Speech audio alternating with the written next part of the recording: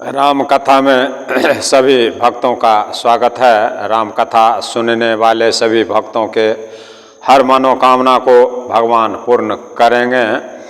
ब्रह्मा बोधि समुद्धवम कलिमल प्रधंसनम चाभ्यम श्रीमच्छम्भु मुखेन्दु सुंदर वरे संशोभितम सर्वदा संसारामय भेषजम सुख करम श्री जानकी जीवनम धन्यास्ते कीर्तिनः पिबन्ति सततम श्री राम नामयामृतम। वे स्वीकृति पुण्य आत्मा पुरुष धन्य है जो वेद रूपी समुद्र के मथने से उत्पन्न हुए कलयुग के मल को, कलयुग के पाप को सर्वदा नष्ट कर देने वाले अविनाशी भगवान श्री शंभु के सुंदर एवं श्रेष्ठ मुख रूपी चंद्रमा में जीवन स्वरूप श्री राम नाम रूपी अमृत का निरंतर मतलब नित्य लगातार पान करते रहते हैं। वे आत्मा धन्य हैं, वे पुण्य आत्मा पुरुष धन्य हैं जो रोज वेद की कथा को सुनते हैं। उन सभी पुण्य आत्मा को मेरा बारंबार विनती है कि वे हमेशा अपने धर्म पर, अपने नियत कर्म पर, अपने इस रास्ते पर चलते रहें और सभी भक्तों को अच्छे मार्ग दिखाएं और सभी भक्तों को सही समय और सही जगह पर ले जाने का कोशिश करें। भगवान भोलेनाथ जिस प्रकार से हमेशा राम नाम को जपते रहते हैं और माता पार्वती भी हमेशा भक्ति में रहती हैं, इसी प्रकार सभी ज्ञानी, सभी पुण्यात्मा, सभी सज्जन इन रास्ते पर चलें और अपने जीवन को धन्य करें। हम आप लोगों को वहाँ ले चलते हैं जहाँ श्री रामचंद्र जी, लक्ष्मण जी और विश्वामित्र जी जा रहे हैं धनुष यज्ञ को देखने के लिए। तो दूर से ही जनकपुर की शोभा को देख रहे हैं। जनकपुर के आसपास पहुंच गए हैं, वहां से उनको जनकपुर की शोभा दिखाई दे रही है। धनिक बनिक बर धनद समाना, बैठे सकल वस्तु लय नाना, चौहट सुंदर गली सुहाई, संतत रहि सुगंध सिंचाई। कुबेर के समान श्रेष्ठ धनी व्यापारी सब प्रकार की अनेक वस्तुएं लेकर दुकान सजाकर बैठे हुए हैं, वो भी कुबेर के जैसे जिनका भंडार कभी कम नहीं होता है। सुंदर चौराहे और सुहावनी गलियां सदा सुगंध से सींची रहती हैं। उसी जनकपुर की गलियां और चौराहों की बात मैं कर रहा हूँ, जहाँ की कुबेर के जैसे धनी व्यापारी बाजार में बैठे हुए और जिनके गलियों में इत्र और गुलाब की खुशबू हमेशा आती रहे, ऐसी सिंचाई हो रही है। मंगलमय मंदिर सबके रे, चित्रित जनुरति नाथ चित्तेरे। पुर नर नारी सुभग सुचि संता, धर्मशील ज्ञानी गुणवंता। जहाँ धनुष यज्ञ होने जा रहा है, ब्रह्मांड के अनेक राजाएं वहाँ, ब्रह्मांड के बहुत सारे राजा पहुँचेंगे और सभी धनुष यज्ञ में भाग लेंगे। धनुष तोड़ने की चेष्टा सभी राजा करेंगे।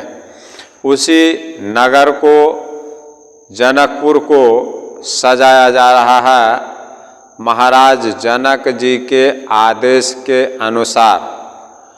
और वहाँ की सजावट इस प्रकार है कि जनकपुर के सारे घर, जितने भी जनकपुर में घर हैं, सभी मंगलमय हैं और उन पर चित्र बनाए हुए हैं। ऐसे चित्रों में कलाकारी की गई है कि मानिए कामदेव, रति के पति कामदेव खुद अपने हाथों से चित्र बनाए हैं। ऐसी शोभा दे रही है अयोध्या नगरी के श्री रामचंद्र जी और लक्ष्मण जी और विश्वामित्र जी इन राम और लक्ष्मण जी को धनुष यज्ञ दिखाने के लिए ले जा रहे हैं। वहाँ जनकपुर की शोभा को देखिए कि वहाँ किस प्रकार से सजाया जा रहा है। धनुष यज्ञ में जितने भी भाग लेने वाले महानुभाव हैं, महाराजा हैं, उनके आव भगत में, उनकी स्वागत में जनकपुर के गली गली में सुगंधित इत्रों से सिंचाई किया जा रहा है और वहाँ के हर घरों को सजाया जा रहा है। इस प्रकार से सजाया जा रहा है जिस प्रकार से ये नहीं मालूम हो किसी को कि ये जनक जी के घर हैं या किसी और के। सभी घरों का सजावट एक समान हो रहा है, किसी में कोई अंतर नहीं है, ऊंच नीच की भावना बिल्कुल नहीं है। सबके घर मंगलमय हैं और नगर के सभी स्त्री पुरुष सुंदर हैं, पवित्र हैं। सभी स्त्री पुरुष साधु स्वभाव के हैं और धर्मात्मा भी, धर्म में रुचि रखते हैं, धर्मात्मा हैं और ज्ञानी भी हैं और गुणवान भी हैं, गुणों के भंडार हैं। वहाँ के जितने भी स्त्री और पुरुष हैं उनके विषय में ऐसा वर्णन किया जा रहा है कि सभी धर्मात्मा हैं और साधु स्वभाव के हैं। साधु स्वभाव के वहाँ के सभी स्त्री पुरुष हैं। इसी कारण से अब वहाँ भगवान भी तो पधार रहे हैं।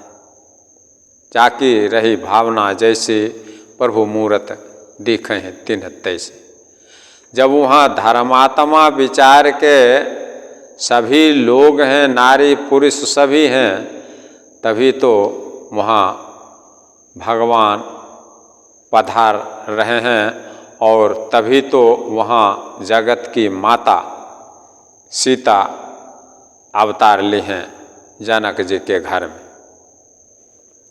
अति अनूप जहाँ जनक निवासो, बिथक कहीं विपुल बिलोकहीं बिलासो। अब वहाँ जहाँ महाराज जनक जी का अनुपम निवास स्थान है, अति सुंदर स्थान है, महल है, वहाँ के सुंदरता का वर्णन, वहाँ के ऐशो आराम और ऐश्वर्य को देखकर देवता लोग भी चकित स्तभित हो रहे हैं। ऐसी सुंदरता देवता लोग के घर में भी नहीं। देवताओं के रहने के जो स्थान हैं वहाँ भी ऐसी शोभा देखने को नहीं मिल रही है। इसीलिए देवता लोग चकित हो जा रहे हैं जनकपुर की शोभा को देखकर। होत चकित चित कोट बिलोकी, सकल भुवन शोभा जनु रोकी। मनुष्यों की तो बात ही क्या है, कोट राजमहल के परकोटे को देख करके देवता लोग चकित हो जा रहे हैं। ऐसा मालूम हो रहा है मानो उसने समस्त लोकों की शोभा को घेर रखा हो। समस्त ब्रह्मांड की शोभा को जनकपुर ने घेर रखा हो। ऐसी शोभायमान जनकपुर के बारे में मैं विश्लेषण कर रहा हूँ। धवल धाम मणि पुरटपट, सुघटित नाना भांति। सिय निवास सुंदर सदन, शोभा किमि कही जाति। जहाँ माता सीता जी का रहने का महल है, अनेक प्रकार के सुंदर रीति से बने हुए, मणि से जड़े हुए, सोने की जरी के पर्दे लगे हुए माता सीता के रहने के सुंदर महल की शोभा का वर्णन किया ही नहीं जा सकता है। जहाँ जगत की माँ, जगत की माता जगदम्बा खुद रह रही हैं, वहाँ का वर्णन करना किसी के बस की बात नहीं। सुभग द्वार सब कुलिस कपाटा, भूप भीर नट मागध भाटा। राजमहल, माता सीता जी के महल के सभी दरवाजे, जितने भी दरवाजे लगे हुए हैं उन महलों में, वे सभी दरवाजे सुंदर हैं। और जिनके मजबूत हीरे के चमकते हुए किवाड़ लगे हैं जिन महलों के अंदर, हीरा का किवाड़ लगा हुआ है जो कि बिल्कुल चमक रहा है। वहाँ राजाओं, मागधों, भाटों की भीड़ लगी हुई है। इनके दरबार में, महाराज जनक जी के दरबार में राजाओं का, नटों का, मागधों का भीड़ उमड़ पड़ा है। घोड़ों और हाथियों के लिए बहुत बड़ी बड़ी घोड़े के लिए घुड़साल बनी हुई है और हाथियों के लिए गजशालाएं बनी हुई है, फील खाने बने हुए। जिनमें घोड़े और हाथी भरे हुए हैं। घुड़साल में घोड़े भरे हुए हैं और गजशालाओं में हाथी भरे हुए हैं, और रथ अनेक प्रकार के सजे हुए हैं। बहुत बड़ी बड़ी घुड़शाला और फीलखाना में सब समय हमेशा घोड़े, हाथी और रथ भरे रहते हैं। महाराज जनक जी की, जनकपुरी की मैं बात कर रहा हूँ। वो भी मैं अपने मन से कुछ इधर उधर की बात करके आप श्रोताओं, आप संतों के समय को मैं बिल्कुल नष्ट नहीं करता हूँ। सीधा कथा की तरफ ले चलता हूँ, जिसको कहने और सुनने से ही हमारे जीवन में, भक्तों के जीवन में चार चांद लगते हैं। इसके लिए आपको भी समय निकालना पड़ेगा। आपको भी इस कथा को सुनने के लिए समय निकालना चाहिए। जितना समय इसमें देंगे उतना ज़्यादा लाभ आपको मिलेगा। ये अमृत की कथा है, कानों से ही सुना जा सकता है और इसका फायदा लिया जा सकता है। अभी घुड़साल और गजखाना जहाँ हाथी रहते हैं, वहाँ की मैं बात कर रहा हूँ। जनकपुर की, जहाँ माता जानकी जी का महल है, वहाँ की शोभा का वर्णन भोलेनाथ ने जो रामचरितमानस में रचे हैं, उसी के अनुसार मैं आप लोगों को सुनाता हूँ। अपनी मन की गढ़ी हुई बात आप लोगों से नहीं करता। सूर सचिव से नप बहुतेरे, नृप गृह सरिस सदन सब केरे। बहुत से सूरवीर मंत्री और सेनापति हैं वहाँ। उन घोड़ों को और उन हाथियों को और उन रथों को संभालने के लिए अनेक सूरवीर हैं, अनेक मंत्री हैं, अनेक सेनापति हैं। उन सब के घर भी राजमहल के जैसे ही हैं। जिस प्रकार महाराज जनक जी का महल सजा हुआ है, उसी प्रकार से उनके सभी मंत्री और सभी सेनापति के भी घर राजमहल के जैसे ही हैं।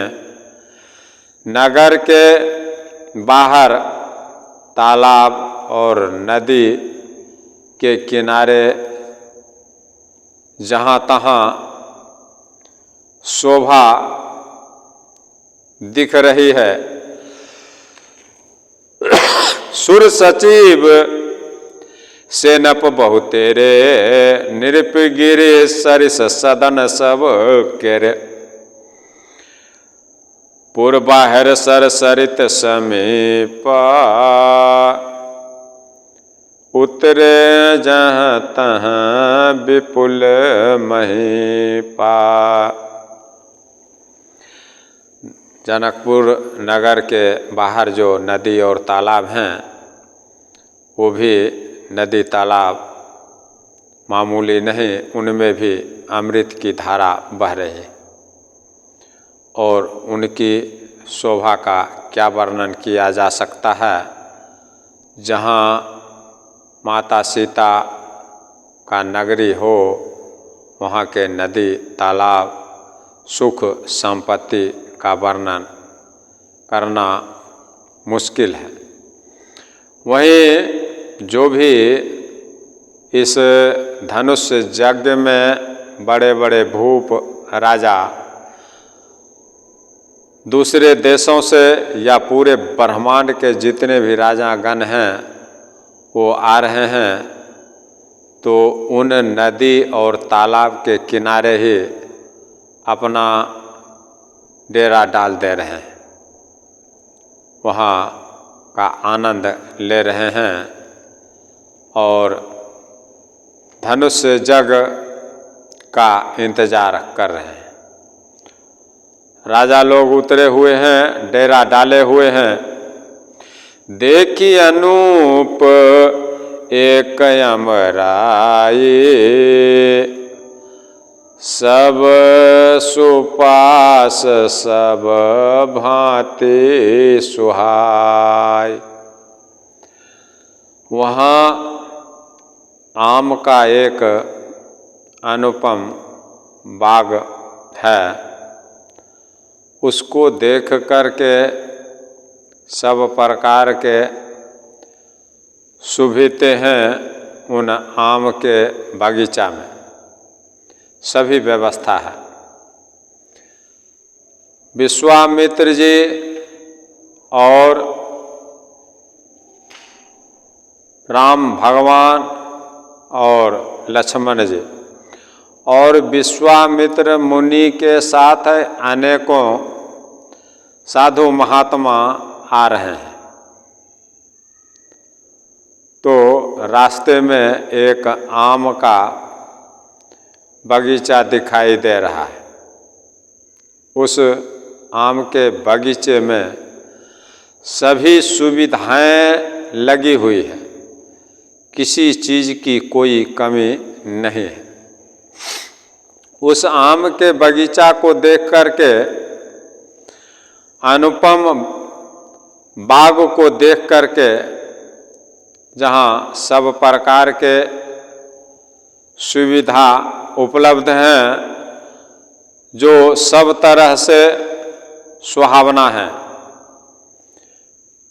ऐसे शोभा को देखकर विश्वामित्र जी महामुनि जो हैं, विश्वामित्र जी वो श्री राम भगवान से कह रहे हैं। क्या कह रहे हैं? कौशिक कहऊ मोर मनुमाना, यहाँ रहिए रघुबीर सुजाना। विश्वामित्र जी प्रभु श्री रामचंद्र जी से कह रहे हैं कि यहाँ रहा जाए, मेरा मन कहता है। विश्वामित्र जी कह रहे हैं कि मेरा मन कहता है यहाँ इस आम के बगीचे में रुका जाए। मैं नहीं कह रहा हूँ, विश्वामित्र जी श्री रामचंद्र जी से कह रहे हैं। उस बाग की शोभा को देखकर, आम के बगीचे की शोभा को देखकर कि हे सुजान, हे श्री राम, यहाँ रहा जाए। भले नाथ कहे कृपा निकेता, उतरे तह मुनि वृंद समेता। कृपा के समुद्र, कृपा के धाम श्री रामचंद्र जी महामुनि विश्वामित्र जी की बात को सुनकर कह रहे हैं, बहुत अच्छा स्वामी। ऐसा कहकर वहीं मुनियों के समूह, मुनियों के झुंड के साथ ठहर रहे हैं प्रभु श्री रामचंद्र। विश्वामित्र जी के मन की बात को प्रभु रख लिए। जैसा विश्वामित्र जी चाह रहे हैं कि इसी आम के बगीचे में रुका जाए, वैसा ही प्रभु मान गए। प्रभु किसी के मन को दुखित नहीं करने वाले हैं। प्रभु श्री राम दया के समुद्र हैं। आप देख रहे हैं महामुनि विश्वामित्र जी सिर्फ एक बार बोल रहे हैं कि हे श्री राम, इसी आम के बाग में रुका जाए, तो प्रभु बोले ऐसा ही किया जाए जैसी आपकी इच्छा हो, और वहीं डेरा डाल रहे हैं। ऐसा कहकर वहीं मुनियों के, साधुओं के समाज के साथ रुक रहे हैं। मिथिलापति, मिथिला के राजा, जनकपुर के राजा यानी माता सीता के पिताजी, जब यह समाचार पा रहे हैं, जब उनको ये समाचार मिल रही है कि विश्वामित्र जी हमारे नगर के नज़दीक पधार रहे हैं, तो महामुनि विश्वामित्र जी हमारे नगर के नज़दीक आए हैं, तो महाराज जनक जी मुनि विश्वामित्र जी के स्वागत के लिए दौड़ पड़े। तब उन्होंने पवित्र हृदय के ईमानदार स्वामी भक्त मंत्री बहुत से योद्धा और श्रेष्ठ साधु समाज को लेकर सभी साधु समाज को जुटा रहे हैं जनक जी महामुनि विश्वामित्र जी के स्वागत के लिए। संग सचिव सुचि भूरिपट भूसुरवर गुर ज्ञाति चले मिलन मुनि नायक हैं मुदित राऊ यही भांति। जनक जी को मालूम होते ही जनक जी साधु स्वागत के लिए, मुनि के स्वागत के लिए बिल्कुल तत्पर हो गए, क्योंकि साधु संत सज्जन का सत्कार सबसे बड़ा धर्म, दूसरे का उपकार। अब मोह भरोस हनुमंता बिनु हरि कृपा में लहि नहीं संता। वहाँ विभीषण जी भी हनुमान जी को देख करके बोल रहे हैं कि अब हमको भरोसा हो गया, बिना भगवान के कृपा का संत का दर्शन नहीं होता है। और हे हनुमान जी, आपका दर्शन हो गया, इसका मतलब हमारे ऊपर भगवान का कृपा है। उसी प्रकार से गूढ़ रहस्य को, भगवान के गूढ़ बातों को जानने वाले महाराज जनक जी वैसे ही भक्त हैं। इसलिए उनको मालूम है कि जहाँ महामुनि हमारे नगर में पधार रहे हैं, इसका मतलब महाराज जनक जी के ऊपर भगवान का असीम कृपा है। कृपा नहीं, अटूट कृपा है। इसलिए महामुनि विश्वामित्र जी आ रहे हैं। इस बात का अनुभव स्वयं महाराज जनक जी, जो कि खुद संत स्वभाव के, धर्मात्मा स्वभाव के और ज्ञानी मुनि स्वभाव के और सज्जन, जिस नगर के सभी नारी पुरुष धर्मात्मा स्वभाव के हैं, वहाँ के राजा का स्वभाव कैसा होगा ये आप से छुपा हुआ नहीं। संग सचिव सूचि भूरि भट भूसुर बर गुर ज्ञाति चले मिलन मुनि नायक ही मुदित राऊ यही भांति। तब उन्होंने पवित्र हृदय के ईमानदार और स्वामी का जो भक्त हो, स्वामी भक्त मंत्री, बहुत से योद्धा और श्रेष्ठ संत और गुरु सतानंद, महाराज दशरथ जी के गुरु वशिष्ठ मुनि और महाराज जनक जी के गुरु का नाम सतानंद जी।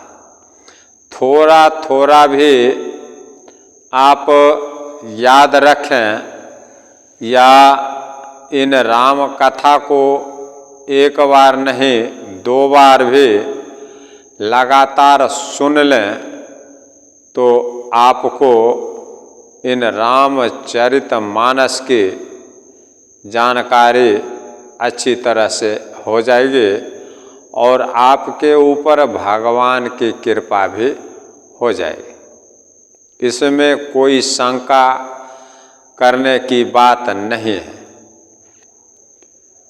बिना कृपा के आपको ये सत्संग नहीं मिल रहा। आपके ऊपर भगवान का कृपा है, इसीलिए आपके पास ये रामचरितमानस की कथा पहुंच रही।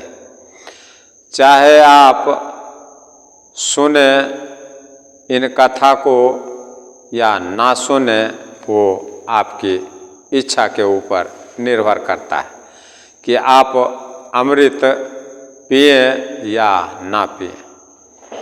अमृत पीने से क्या होता है और जहर पीने से क्या होता है, सभी को अच्छी तरह से मालूम है। इसलिए ये राम की कथा अमृत की कथा है, जिसको सिर्फ कानों के द्वारा ही पिया जा सकता है और आँखों से नहीं देखा जा सकता है, हाथों से नहीं छुआ जा सकता है। इसीलिए मैं आप लोगों को राम कथा सुनने के लिए आप लोगों तक ये राम की कथा पहुंचाता हूं, जिसका परिणाम आपको जीवन में अच्छा ही होगा इस कथा को सुनने से। जब जगत के माता पिता, माता पार्वती और महादेव भोलेनाथ जी इन कथाओं को हमेशा निरंतर सुनते रहते हैं और प्रभु श्री राम के गुणगान को गाते रहते हैं, तो उनसे माता पिता, दुनिया के जो माता पिता हैं, पार्वती माता और भोलेनाथ, उनसे हम लोगों को भी ये अच्छी शिक्षा लेनी चाहिए और उनके रास्ते पर चलना चाहिए। उचित तो यही है। आगे आप सब समझदार हैं, आप सभी संत, आप सभी भक्त अच्छी तरह से जानते हैं किस चीज़ से क्या फ़ायदा है और किस चीज़ से क्या नुकसान है। चले हैं सभी संत साधु सभी समाज को लेकर और अपने गुरु सतानंद जी जो जनक जी के गुरु हैं उनको भी अपने साथ लेकर चले हैं विश्वामित्र जी के स्वागत के लिए, और अपनी जाति के श्रेष्ठ लोगों को साथ में ले जा रहे हैं।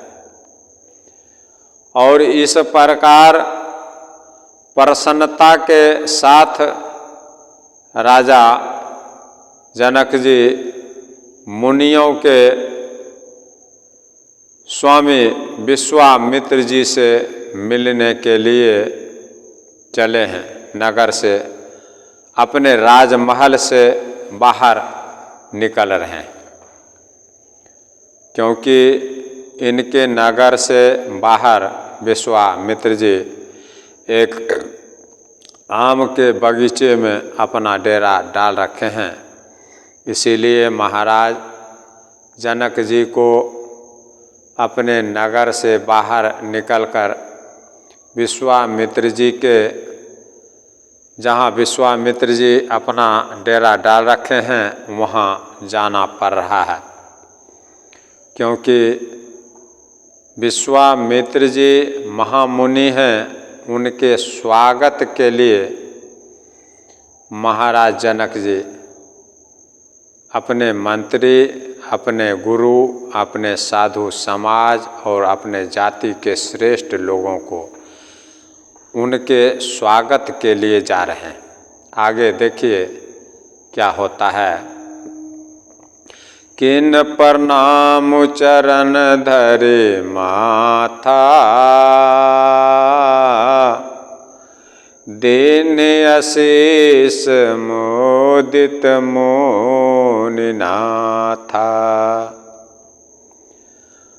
महाराज जनक जी अपने जाति के श्रेष्ठ को लेकर और साधु समाज को लेकर महाराज महामुनि विश्वामित्र जी के पास पहुंच गए। और विश्वामित्र जी के पास पहुंचते ही राजा जनक जी विश्वामित्र जी के चरण के ऊपर अपना मस्तक रखकर महामुनि विश्वामित्र जी को प्रणाम कर रहे हैं। ये मुनियों के मुनि महामुनि हैं। उनको जगत की जो माँ सीता हैं उनके पिता जनक जी महामुनि विश्वामित्र जी के चरण में अपना मस्तक रखकर प्रणाम कर रहे हैं। और मुनियों के स्वामी विश्वामित्र जी जो हैं वो बहुत प्रसन्न मन से महाराज जनक जी को आशीर्वाद दे रहे हैं। जो मुनियों के स्वामी हैं, महामुनि हैं विश्वामित्र जी, वो भी अति प्रसन्न भावना से, अति स्वच्छ मन से, अति प्रसन्न मन से महाराज जनक जी को आशीर्वाद दे रहे हैं। फिर सारी संत मंडली को आदर सहित महाराज जनक जी प्रणाम कर रहे हैं। विप्र वृंद सब सादर बंदे, जाने भाग्य बर राउ आनंद। फिर सभी साधु संत समाज जितने भी विश्वामित्र जी के साथ आए हुए हैं उनको महाराज जनक जी प्रणाम कर रहे हैं और आदर सहित सत्कार सहित सम्मान सहित प्रणाम कर रहे हैं और अपना बड़ा भाग्य मानकर राजा जनक जी बहुत आनंदित हो रहे हैं कि मैं बहुत बड़ा किस्मत वाला हूँ कि हमारे नगर में मुनियों के मुनि महामुनि विश्वामित्र जी आए हैं और इनके साथ साधुओं की मंडली भी आई। मैं बड़ा किस्मत वाला हूँ कि हमारे नगर में महामुनि पधारे हैं। ये बात महाराज जनक जी अपने मन में विचार कर रहे हैं,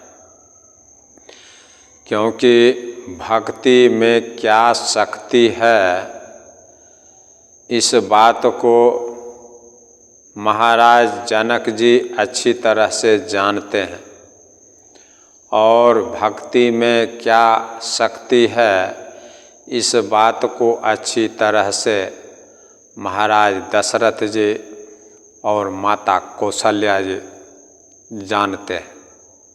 इसीलिए जनक जी अति प्रेम और अति प्रसन्नता के साथ सभी साधु समाज का स्वागत कर रहे हैं।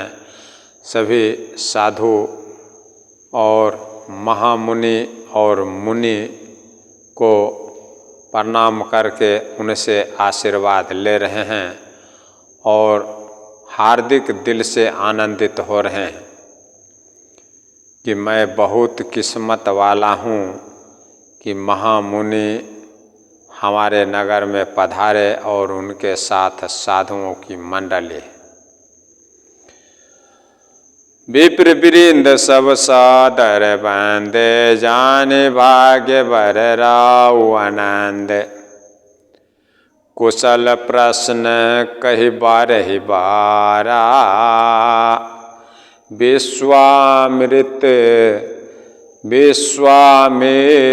निरेपहि बैठारा। बार बार कुशलता पूछ रहे हैं विश्वामित्र जी महाराज जनक जी से कि आप ठीक ठाक तो हैं। कुशल पूछ रहे हैं। विश्वामित्र जी ने कुशल पूछ करके आप कैसे हैं, आप अच्छे हैं, आप ठीक हैं, ऐसा कह के महाराज जनक जी को अपने पास बैठा रहे महामुनि विश्वामित्र जी। और उसी समय की बात है, उसी समय अब क्या हो रहा है सुनिए, कथा पर गौर करें, थोड़ा ध्यान दें कि क्या हो रहा है।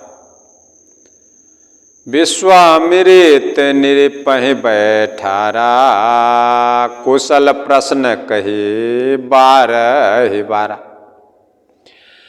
तेहि अवसर आए दो भाई गए रहे देखन फूलवाई। विश्वामित्र जी बार बार महाराज जनक जी को अपने पास बैठने के लिए प्रेरित कर रहे हैं और कुशलता पूछ रहे हैं। कैसे हैं महाराज जनक जी, और अपने नज़दीक बैठा रहे हैं। उसी समय की बात है, उसी समय दोनों भाई राम और लक्ष्मण जी आ पहुँचे। कहाँ से आ पहुँचे? वो तो विश्वामित्र जी के साथ आए हुए ही हैं, तो कहाँ से आ पहुँचे इस बात को समझिए। उसी समय दोनों भाई राम और लक्ष्मण आ पहुँचे।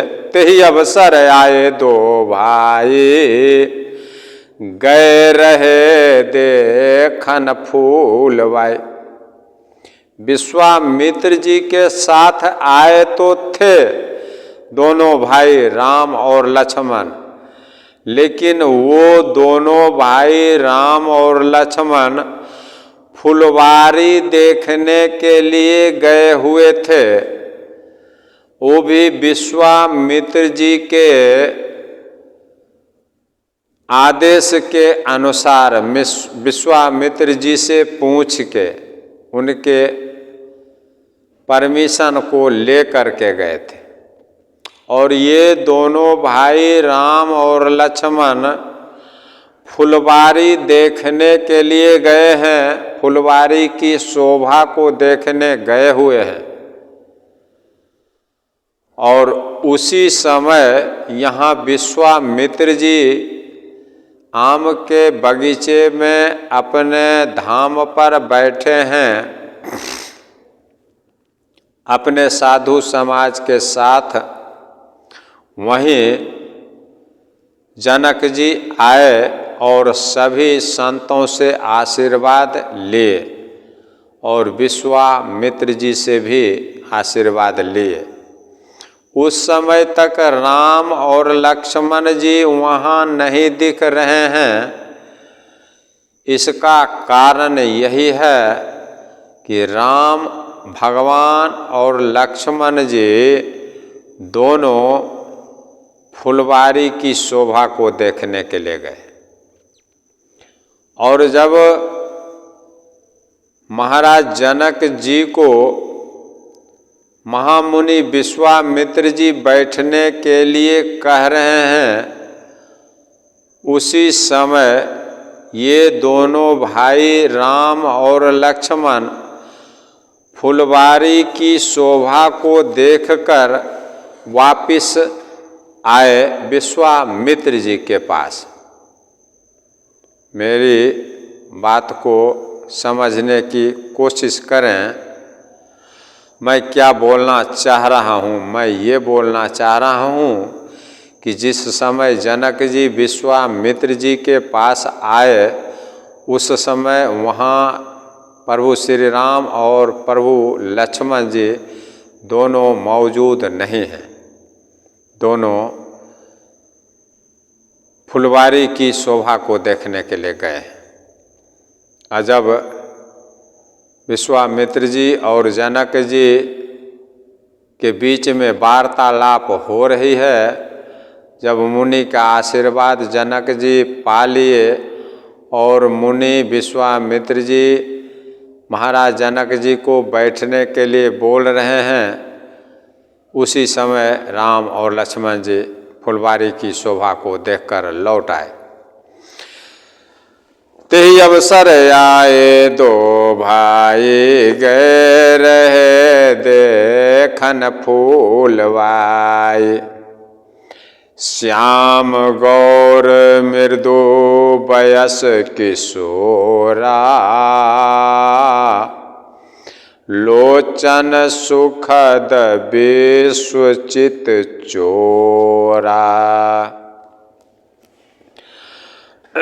सुकुमार किशोर अवस्था वाले श्याम और गौर, एक श्याम वर्ण के हैं प्रभु श्री रामचंद्र जी, और एक गोरे रंग के हैं प्रभु लक्ष्मण जी। दोनों सुकुमार हैं, दोनों किशोरा अवस्था वाले हैं।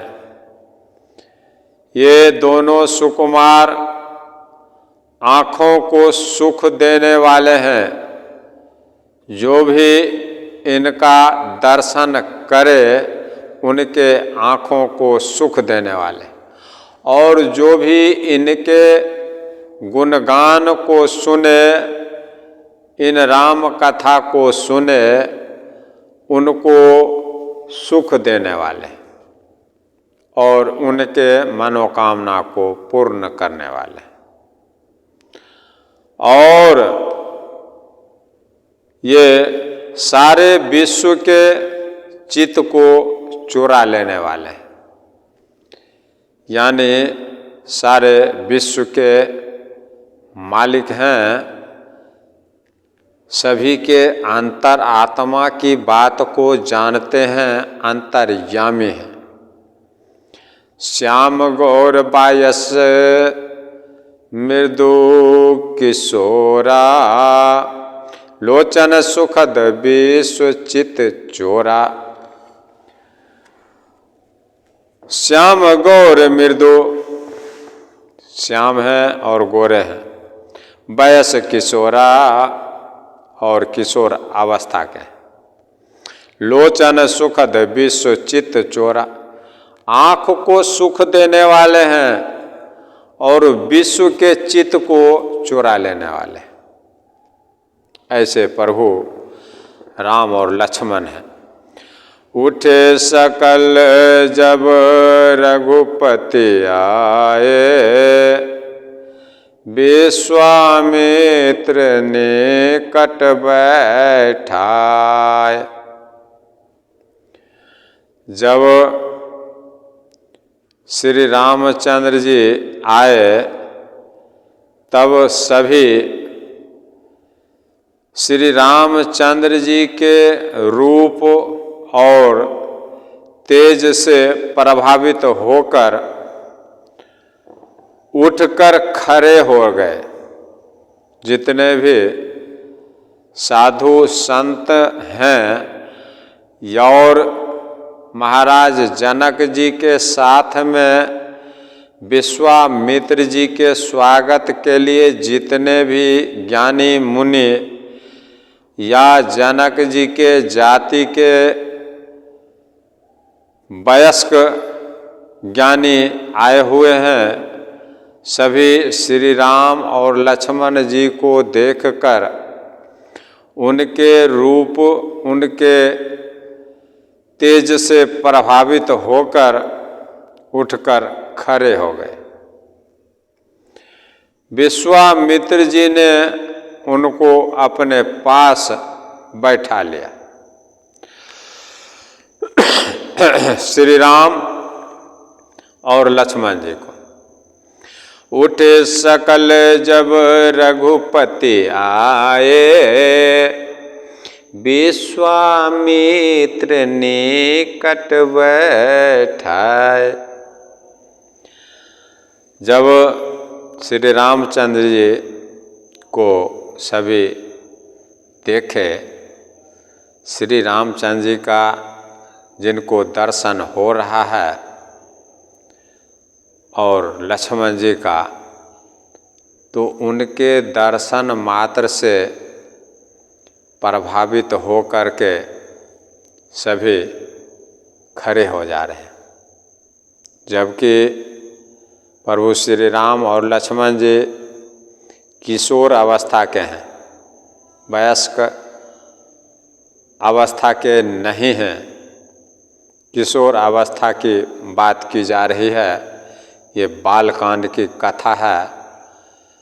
ये बालक रूप में हैं, उसी समय की ये कथा है और बालक रूप में ही देख करके सभी बड़े बड़े मुनि महात्मा और महाराज जनक जी, जो कि जनकपुर के महाराजा हैं, और जगत की माता सीता जी के पिता हैं, वो भी इनके रूप को देखकर, तेज को देखकर प्रभावित हो गए और खड़े हो गए।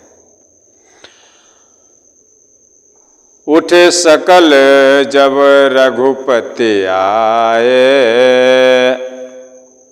विश्वामित्र निकट बैठाए। सभी श्री राम लक्ष्मण जी को देखकर खड़े हो गए और महामुनि विश्वामित्र जी प्रभु श्री राम और लक्ष्मण जी को अपने निकट में, अपने नज़दीक में बैठा लिए। भय सब सुखी देखी दो भ्राता, बारि बिलोचन पुलकित गाता।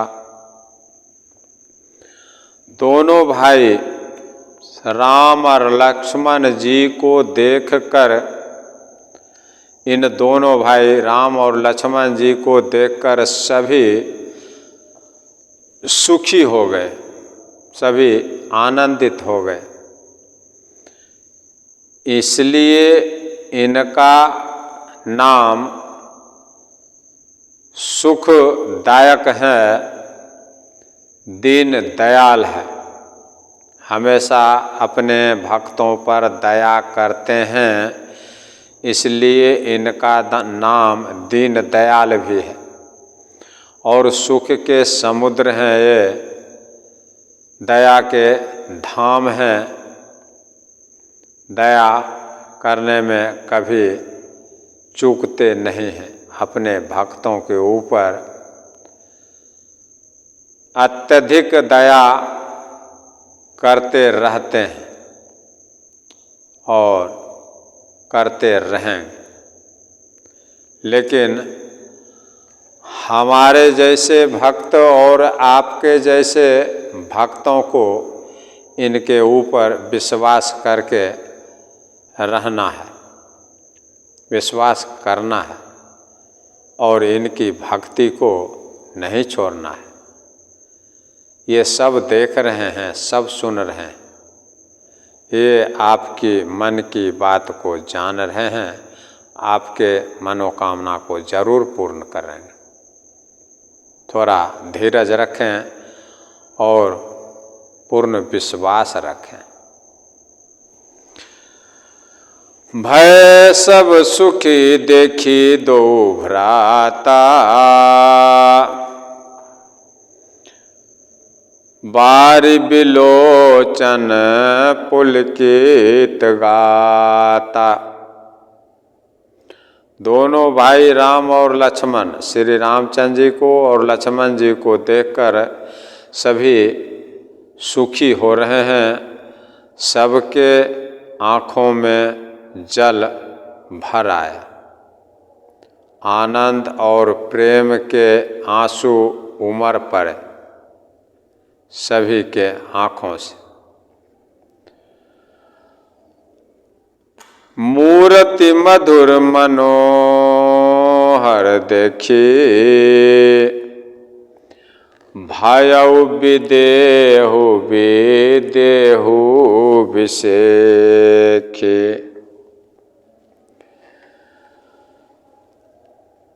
रामचंद्र जी की मधुर मनोहर मूर्ति को देखकर विदेह यानी जनक जी, महाराज जनक जी, विदेह मतलब जनक जी विशेष रूप से विदेह यानी देह की शुद्ध बुद्ध से रहित हो गए, जिनको अपने देह की शुद्ध और बुद्ध ना रहे उसे विदेह कहते हैं। ऐसे श्री रामचंद्र जी में और श्री लक्ष्मण जी में लीन हो गए कि अपने शरीर के शुद्ध बुद्ध को भूल गए। इसीलिए उनका जनक जी का नाम विदेह भी है, क्योंकि वे भक्ति करते हैं तो अपने देह की शुद्ध बुद्ध को भूल जाते हैं। इसीलिए जनक जी को विदेह कह के भी पुकारा जाता है। रामचंद्र जी की मधुर और अत्यंत सुंदर मनोहर मूर्ति को देख रहे हैं महाराज जनक जी, और महाराज जनक जी राम लक्ष्मण जी की सुंदरता को देखकर, रूप को देखकर विशेष रूप से अपनी देह की सुध बुध को भूल जा रहे हैं, सुध बुध से रहित हो गए महाराज जनक जी। प्रेम मगन मनु जान नृप कर विवेक धरि धीर, बोले मुनि पद नाय सिरो गद गद गिरा गंभीर। यहाँ प्रभु श्री रामचंद्र जी और लक्ष्मण जी महाराज जनक जी को दर्शन दे रहे हैं और प्रभु श्री राम और लक्ष्मण जी का दर्शन करके महाराज जनक जी अपने शरीर की सुध बुध को भूल गए। अब इससे आगे की प्रसंग आगे क्या होता है, इस राम कथा के आगे मैं अगली प्रसंग में आप सभी भक्तों को सुनाऊंगा। आप सभी श्रोताओं के हर मनोकामना को भगवान जल्द से जल्द पूर्ण करें और आपके जीवन को धन्य धान करें, सदा सुखी रखें। फिर अगली प्रसंग में आपसे मेरी वार्तालाप होगी। तब तक के लिए आप सभी भक्तों को मेरा जय जय श्री राम, जय जय श्री राम, जय जय श्री राम।